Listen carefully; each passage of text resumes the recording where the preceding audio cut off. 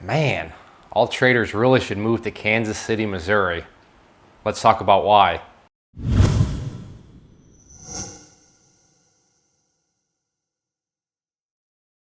One of the biggest questions I get is, hey Clay, I want to trade for a living. I can't stand my job. I want more freedom. I want to spend more time with family and friends. I just want to be able to trade for a living. So is this possible? What do the numbers look like? What do I need to be doing? All that sort of stuff.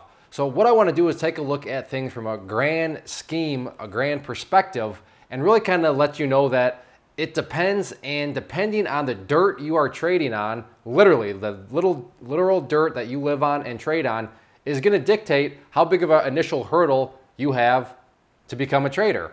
And it all boils down to just a basic economic principle of cost of living. And where you live in the country is going to determine how realistic it is for you to become a trader that does it full time.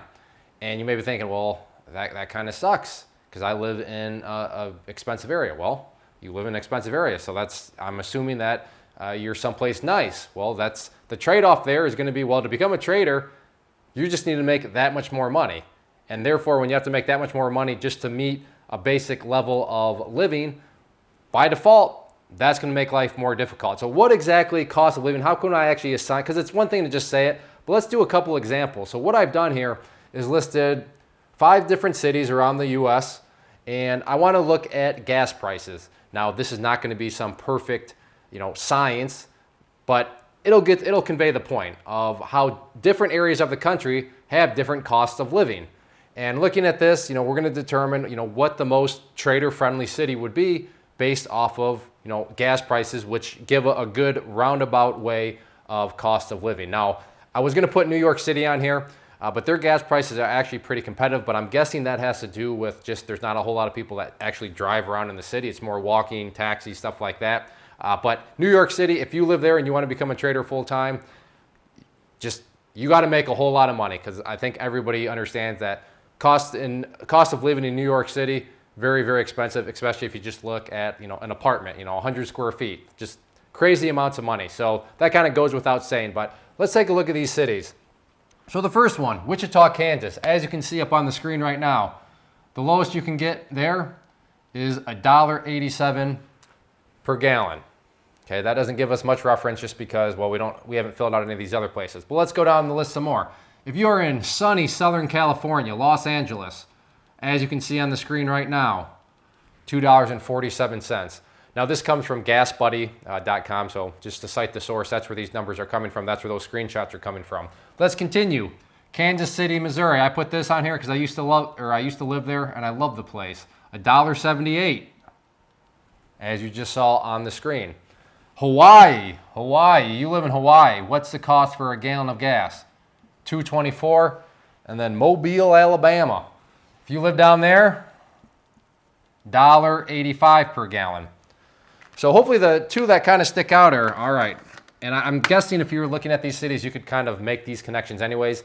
But if you are living in Hawaii and you want to become a full-time trader, am I saying it's impossible?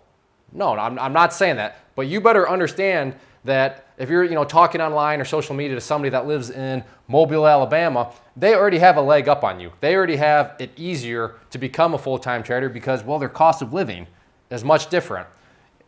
If you're enjoying the sunshine and the beaches and the surfing and the great white sharks that want to eat you while you are surfing out in California, then it is going to be difficult to be a trader because, again, cost of living.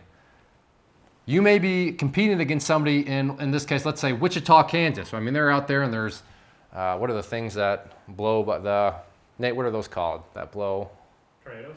No, the tumbleweeds. So there's tumbleweeds just blowing around out there, so there's tumbleweeds. But you know what? They have tumbleweeds, but they have an advantage over somebody in sunny Southern California because their cost of living is so much different. So they don't need to make nearly as much in order to afford a gallon of gas like somebody in California does.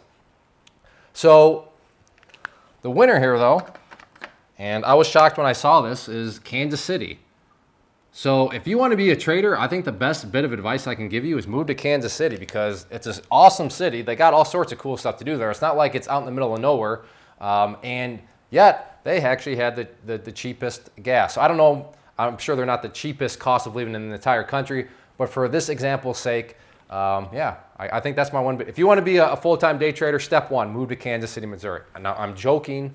I don't want anybody to, hey, my husband just moved us to Kansas City, Missouri because he watched some guy on YouTube saying, hey, you got to move to, no, I'm not, it's a joke, okay? So just keep that in mind. But the point here being is it's all boils down to cost of living at first. Some people have an immediate advantage over other people just based off of the dirt that they're trading on.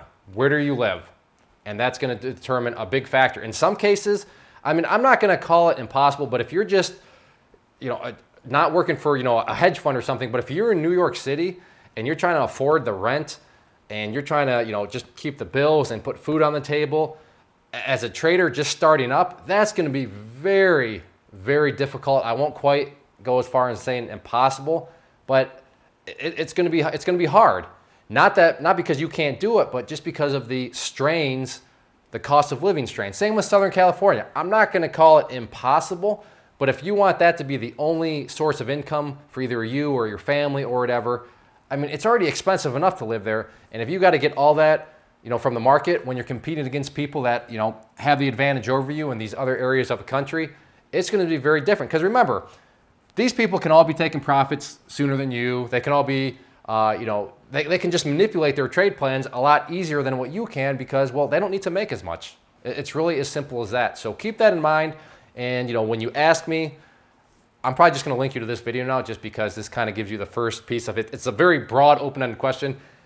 Can I trade for a living? Well, yeah, but, and this is where the but comes in, well, where do you live and, what kind of, living do you want to use? Now, one final thing, if you're living in Mobile, Alabama, but you want to drive around 3 Lamborghinis and have some 18-room mansion and, want to smoke Cuban cigars and light those Cuban cigars with $100 bills, well, then you're going to make trading a lot more difficult on yourself because, well, you're going to need to make a lot of money to meet that, style of living. So where you live is a one factor. Style of living is kind of a whole other topic, but keep these things in mind when if you're thinking about kind of pursuing, do I want to become a full-time trader? So hopefully that helps. Questions, comments, leave those below. Again, the Kansas City thing was just a joke, but if you ever want a vacation somewhere, I'm going to recommend Kansas City, Missouri. It's a great place.